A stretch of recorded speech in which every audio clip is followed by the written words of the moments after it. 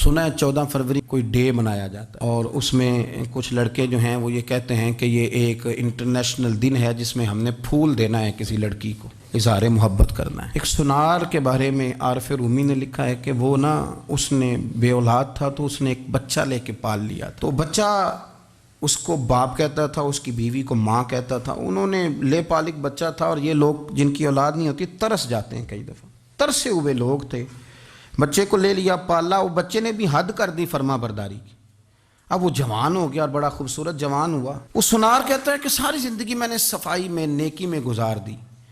ایک دن دکان کے پہ ایک عورت آئی تو وہ کہنے لگی یہ چوڑیاں مجھے خود سے آپ پہنا دیں۔ وہ کہتا ہے میں نے جب اس کا ہاتھ پکڑا تو میرے دل میں غلط خیال آ گیا،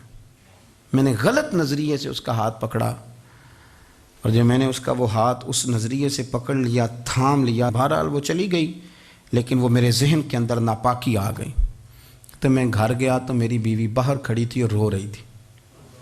تڑپ رہی تھی۔ میں نے اسے کہا کیا ہوا؟ تو وہ کہنے لگی کہ بچہ ساری زندگی فرما بردار رہا، میں نے ماں بن کے پالا، پر آج اس نے غلط ذہن سے میرا ہاتھ پکڑ لیا ہے اور میں تڑپ گئی ہوں، ٹوٹ گئی ہوں کہ یہ اگرچہ لے پالک تھا، کسی کا تھا، پر میں نے تو پتر سمجھ کے پالا تھا، یہ کیا ہوا؟ وہ کہتا میری چیخ نکل گئی، تو میں نے اسے کہا کہ یہ اس کی غلطی نہیں، یہ میری غلطی ہے، میں نے باہر آج نظر گندی کی ہے تو رب نے مجھے سزا دی، یہ مجھے سزا ملی ہے۔ تو کسی کی بہن کو پھول بھیجنا چاہتا ہے تو اگر اسی رات تیری بہن کو پھول آ گیا تو کسی کی بیٹی پر گندی نظر ڈالتا ہے تو اگر یہ تیرے گھر میں یہ قرض چکانا پڑا۔ وہ ایک دوست ہے تو وہ پسند کی شادی کر رہا تھا اس کے گھر میں، تو اس کی بہن نے کہا ہے اس کی بہن نے کہا، اس نے کہا بھائی تو مرضی کی شادی کر رہا ہے، میرا ابا اپنی پگڑی تیرے پیروں میں رکھتا ہے، ماں دوپٹہ رکھتی ہے کہ بیٹے ہم تباہ ہو جائیں گے، نہ کر،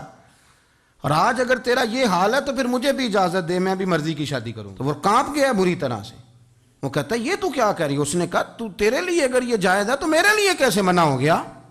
تو یہ کوئی مہذب قومیں نہیں جو ایسے کرتی ہیں، یہ کوئی تعلیم یافتہ ہونے کی یا گورا چٹا ہونے کی علامت ہے؟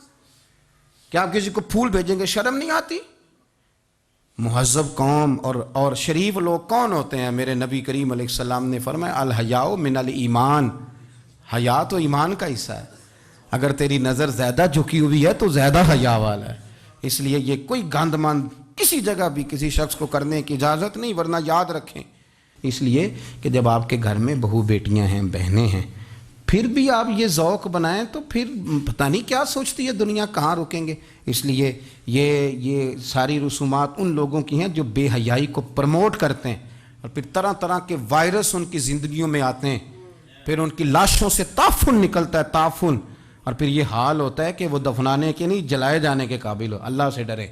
اللہ ہمارے حال پہ رحم فرمائے، اس لیے کوئی ایسی غلط حرکت نہیں کریں، بچوں پر نظر رکھیں، اللہ ہمیں سمجھنے کی توفیق عطا فرمائے۔